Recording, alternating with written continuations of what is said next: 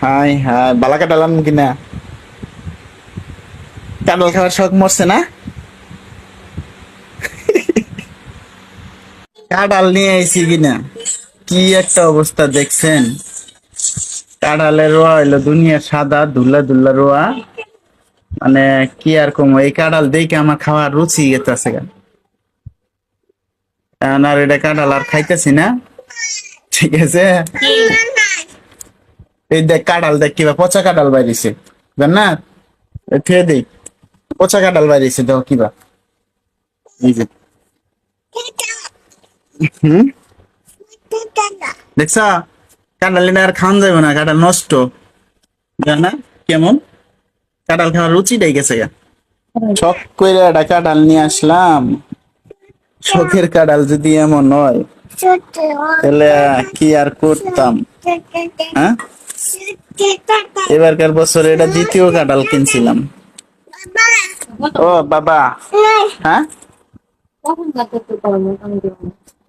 প্রথম কাঠটা তো মোটামুটি ভালোই ছিল, কিন্তু এটা কেমন জানি লাগতেছে।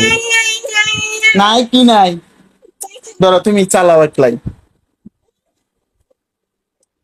এক কাজ করো, কাঁঠাল তো খাওয়ান যাবে না, ভালো লাগবে না, এই সবগুলা কাঁঠাল এই ফালাইয়া বিচি রেখে দাও।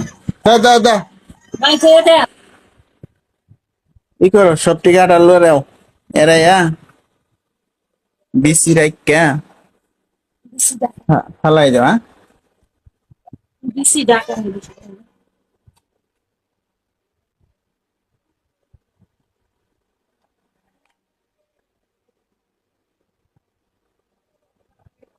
কোন যাও,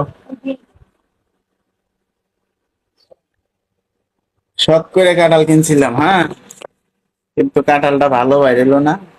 মানে এই কাঁঠাল দেখে আমার মনে করেন যে একেবারে খাওয়ার রুচি গেছে।